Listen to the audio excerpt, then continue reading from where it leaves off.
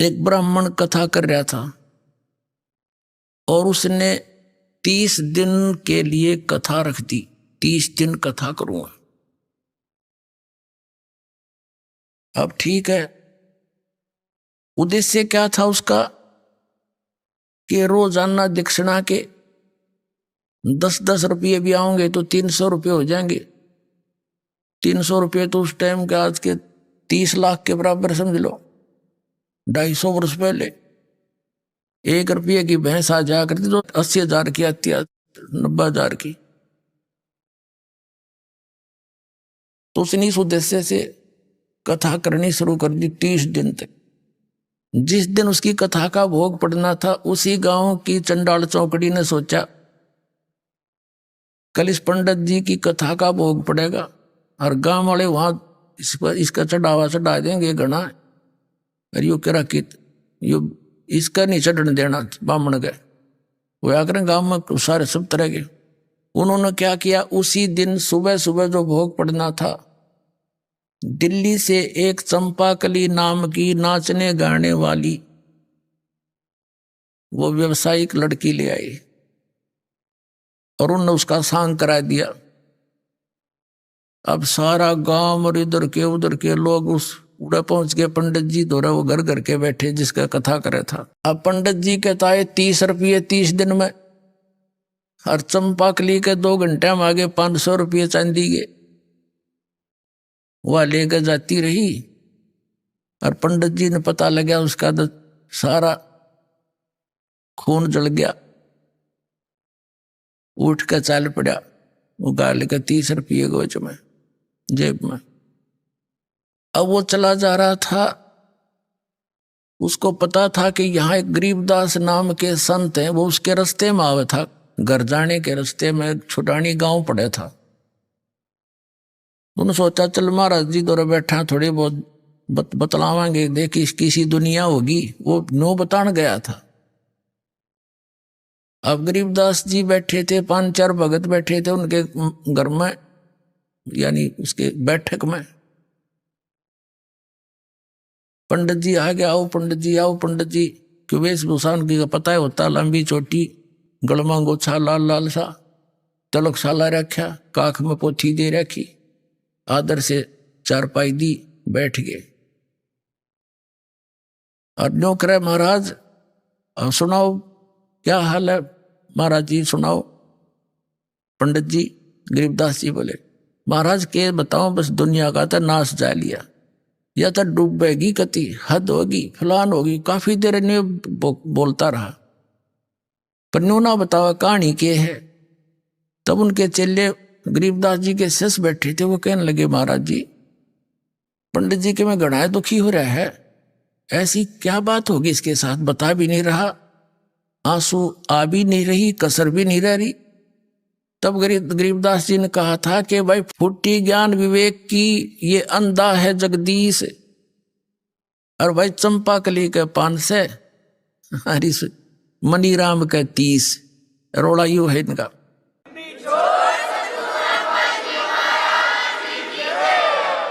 वो मनीराम पंडित जी था। अब उसने गरीबदास जी ने बता दिया कि भाई चंपाकली का तो 500 रुपये आ गए, और इस पंडित जी ने 30 दिन तक कथा करी, इसका 30 रुपये आए। यो उसका दुख मान रहा है। तब पंडित जी कहने लगे महाराज आपने क्यों कर पता लगा, कैसे पता लगा। गरीबदास जी बोले इस बात ने छोड़, मुझे कैसे पता चला, पर एक बात सुने, आप उस गांव के लोगों को और चंपाकली को उल्हाना दे रहे हो कि उस वहां ऐसा कर दिया, वहां पैसे के लूट लेगी, और तू क्या कर रहा था वहां पर। आप किस उद्देश्य से कथा कर रहे थे। कथा सत्संग 1 दिन कर ले, 2 दिन कर ले, 4 दिन कर ले, तेरा उद्देश्य क्या था आप बताओ सच्ची आत्मा से। उद्देश्य यही था कि 30 दिन में कम से कम 300 रुपये तावेंगे। एक बात बता पंडित जी, गरीबदास साहब बताने लगे उनका, जिस समय राजा परीक्षित को 7वें दिन सर्प ने डसना था,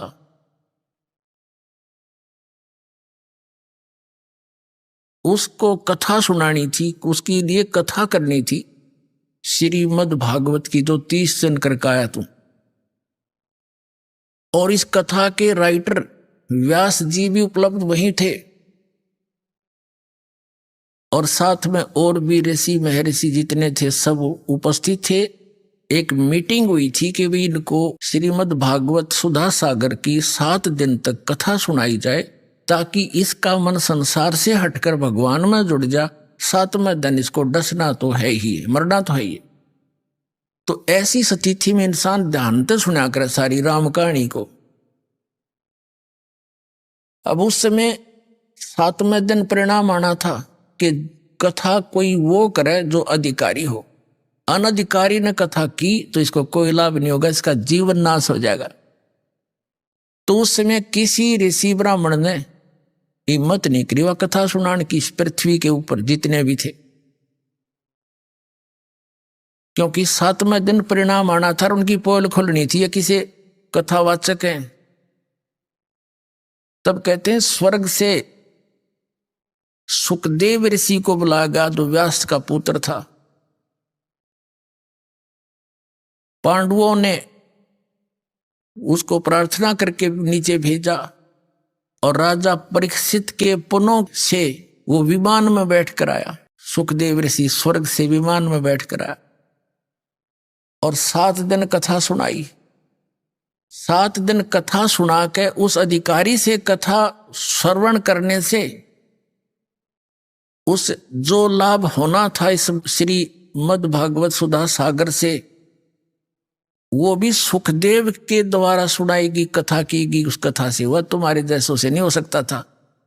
क्या लाभ हुआ कि उसकी वृत्ति यहां से हटगी, और जो पुण्य उसने अपने जीवन में उस जब तक किए थे उनके आधार से उस विश्व उसके साथ, शरीर तो यहीं रह गया उसका, सुखदेव के साथ वो स्वर्ग में चला गया। और इतना भी काम तुम कोई वो ऋषि नहीं कर सके, आपके जितने भी ब्राह्मण थे। और तुम इनका आंख में पोती दे के कोई खड़ा हो जाता है, ला मैं कथा कर दूंगा, तुम इनका जीवन नाश कर रहे हो, तुम अधिकारी हो। अब कान पकड़ दिया उस पंडित जी ने, नाक रगड़ दिया परमात्मा के सामने चरणों में कि भगवान मेरी तो आंख खोल दिया आपने, दीक्षा दे दो, मेरा कल्याण कर दो। अब तो कहते हैं 100 छल सिद्धर मैं करूं अपने जन के काज। तब उसको उपदेश दिया, कहा इस गंध न मत खा, छोड़ दे, यह कथा करनी पाप का भागी है। अनधिकारी अब कोई झूठे लाइसेंस बनाता है, कोई डुप्लीकेट पासपोर्ट बनाता है झूठे, तो कितना अपराधी है वो। तो इसी प्रकार हमने जाना सतलोक ये नकली सब संत बने बैठे, मैं भी नाम दे दूं, मैं भी नाम दे दूं, मैं भी कथा कर दूं, पाठ कर देता हूं। ये टोटली नकली है। इस विश्व में इस दास के अतिरिक्त कोई भी अधिकारी नहीं आज भगवान के ज्ञान बताने का और नाम देने का।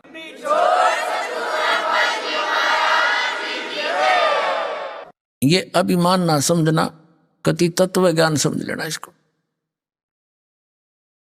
अपने आत्माओं जो प्रसंग चला था कि यहां प्राणी कितने दुखी हैं, और हम अपने बच्चों को शिक्षा किस लिए देते हैं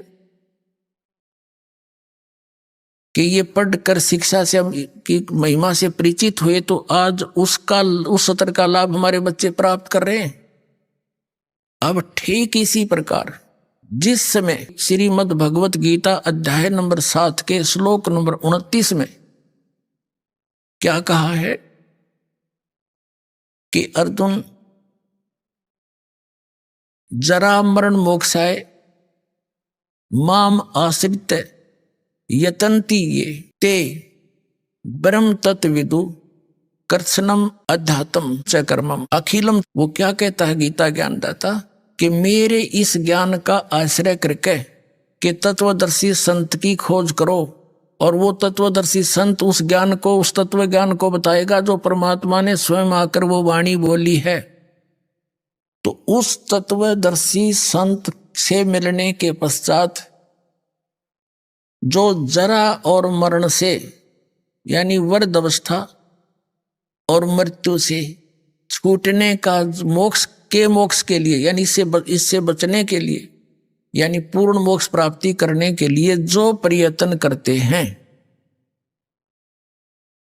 ते ब्रह्म तत्व विदु, वे उस तत्ब्रह्म को और कृष्णम अध्यात्म अखिलम च कर्मम, वो सारे अध्यात्म को और सभी कर्मों से परिचित है।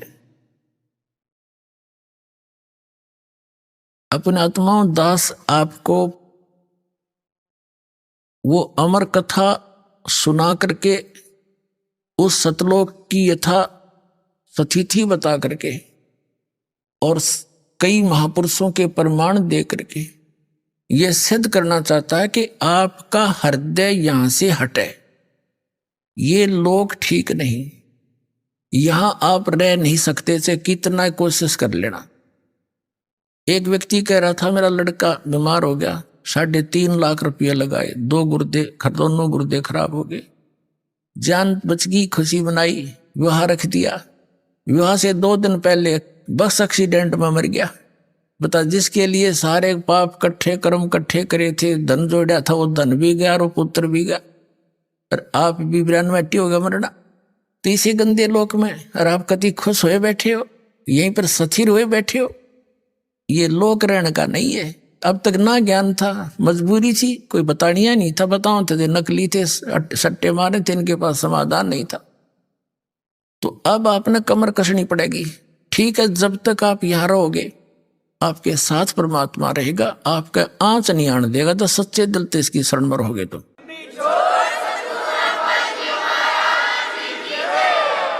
और ये भी आपको याद रहना चाहिए कि यहाँ रह नहीं सकते हम सदा, मृत्यु तो एक दिन होगी, और मृत्यु होगी तो आप यहां रह नहीं सकते जिसको अपना मान रहे हो।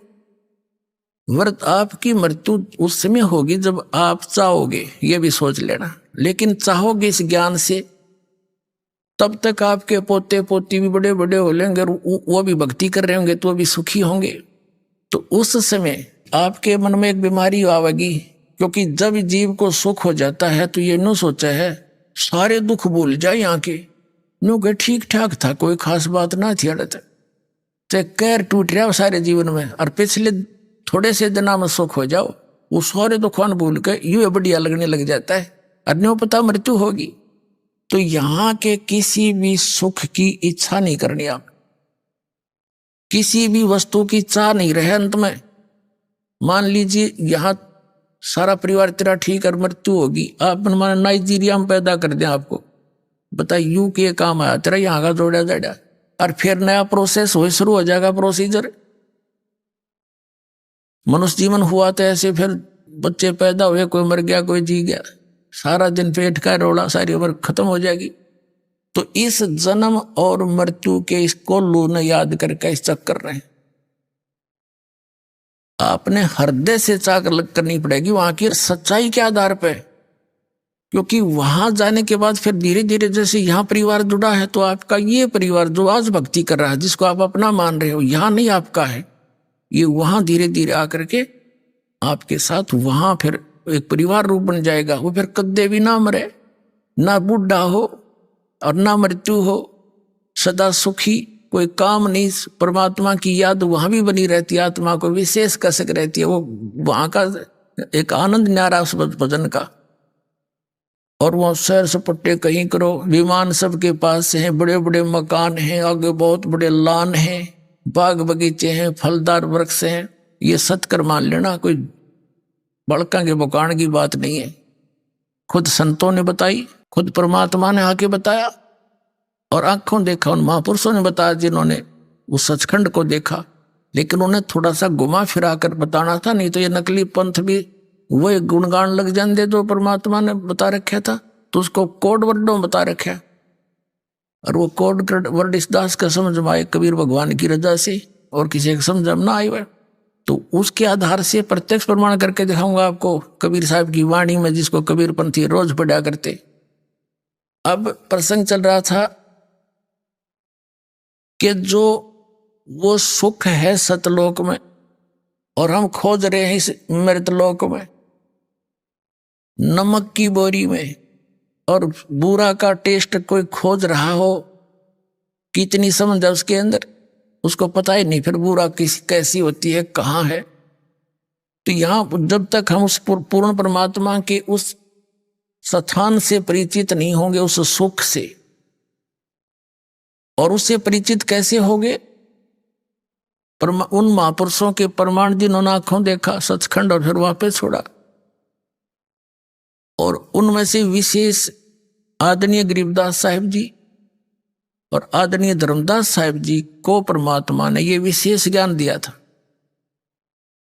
और उनके द्वारा लिपिबद्ध उस ज्ञान से प्रमाण आंखों देखा उन महापुरुषों का बताया हुआ, और दास पर रजा हुई जो आपको आज खोल रहा है, ये सारे मिला करके आपको विश्वास दृढ़ करा देगा। ये दास आपका मन ऐसा हट जाएगा इससे, जैसे गीता जी अध्याय नंबर 2 के श्लोक नंबर 46 में कहा कि अर्जुन, जैसे बहुत बड़े जलाशय की प्राप्ति के उपरांत छोटे जलाशय में जैसी आस्था जीव की रह जाती है, ऐसी तेरी श्रद्धा उस परम पिता परमात्मा के तत्व ज्ञान और उस परमात्मा के सुख से सतलोक से परिचित होने के बाद उस ज्ञान की प्राप्ति के उपरांत इन अन्य भगवानों में और यहाँ के सुख और स्वर्ग के सुख में ऐसी रह जाए।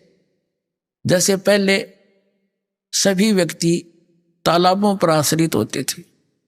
एक तालाब ऐसे होते थे, वर्षा होगी भर गया, सारा वर्ष उसी से पशु भी पानी पीते थे, उसी से मनुष्य भी जल निकाल कर उसी पर आश्रित होते थे, उसी से थोड़ी बहुत कोई बगीची सिंचाई कर लेते थे।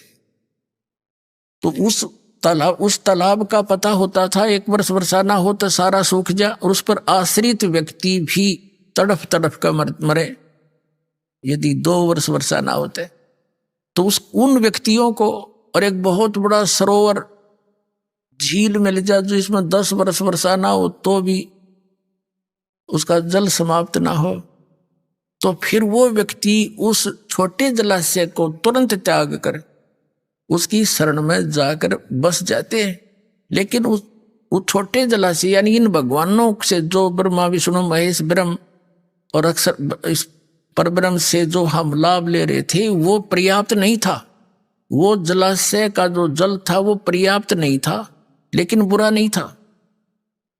और जब हमने वो मिल गया जलाशय, कौन जाके उसकी तरफ, तो ऐसा समझ लेना वो सतलोक में इतना सुख है, ऐसी सदाबहार स्थिति। यहाँ तो 2 वर्ष वर्षा ना हुए दरे दराए रहे, जहाँ सारे टक्कर मार मार कर मरे, जनता एक दूसरे को खाजा बुड़ के भर भर के, ऐसे बहुत बार पीछे ऐसी स्थिति आई है। ये लोक है कि तो परमात्मा ने दया बख्शी, पुण्यात्मा को जन्म दिया ताकि ये भक्ति करके पीछा छुटवा लें, सोधी दे दी, पंप वगैरह लगा लेते हैं, समय पर वर्षा कर रहे हैं। ये वैसे नहीं हो रही है। अब जितने भी मानव शरीर प्राणी हैं ये बहुत पुण्यकर्मी प्राणी हैं, लेकिन दुर्भाग्य उनका जो ये पहचान नहीं पा रहे इस दास के द्वारा दिए गए इस ज्ञान को, और वो वंचित इस मार्ग से। तो लेकिन परमात्मा का वचन है कि कलयुग में ये ज्ञान पूरे विश्व में जाएगा और पूरा विश्व इस ज्ञान को ग्रहण करेगा।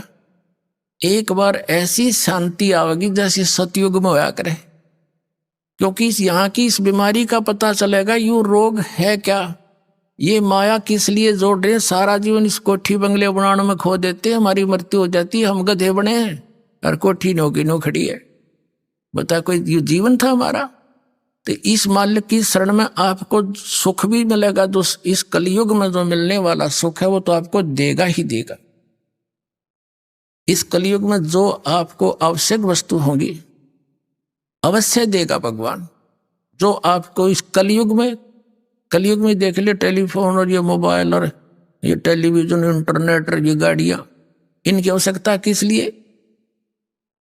इसकी आवश्यकता अब हमें इसलिए होगी कि हम भगवान की वचन सुना करेंगे। जेब में मोबाइल डाल लिया और मंत्र चल रहे हैं, परमात्मा का सत्संग चल रहा है, जा रहे हैं, कान में लीड ला ली, दूसरे नहीं पता क्या सुन रहा है। और पहले इन्हीं का दुरुपयोग करने के लिए काल ने प्रेरणा कर दी, इसी में फिल्में भर दी हैं, बकवाद भर दी, वो हम वास आउट कर देंगे कति। और एक दिन वो दिन आएगा पूरे मीडिया के अंदर परमात्मा का ज्ञान चला करेगा, नहीं जनता स्वीकार नहीं करेगी। ये सत्कर मान लेना।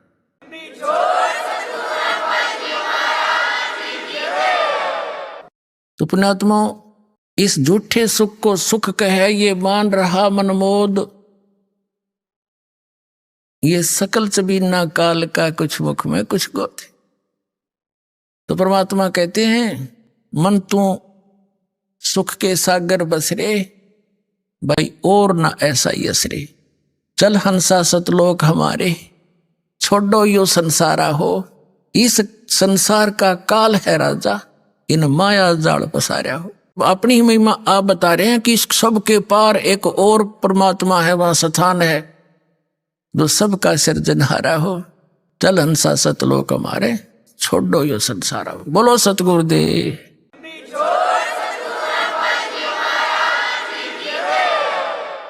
परम पिता परमात्मा पूर्ण ब्रह्म सारी सृष्टि के रचनहार सत्य पुरुष कबीर परमेश्वर जी की असीम रजा से आप सभी पुण्यात्माएं परमात्मा की ये अमर कथा सुनने के लिए उपस्थित हुए।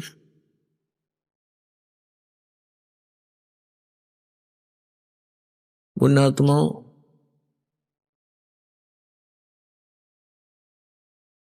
लाल की कीमत को पारखी ही जान सकता है, जोरी ही जानता है। लाल को स्वयं पता नहीं होता उस कितनी कीमत का है। आप उन परमात्मा के उन लालों में से हैं जिनके विषय में बताया है कि लख बर सूरा जोज ही, लख बर सावत दे, लख बर यति जिहान में, तब कहीं सतगुरु शरणा ले। युगों युगों के आप इतने पुण्यकर्मी प्राणी हैं, ना जाने कितनी बार आप ऐसे महान कर्म किए हैं। आपने जनता के अंदर आप बहुत घने प्रसिद्ध हुए, क्योंकि जो नेक आत्माएं होती हैं वही शुभ कर्म की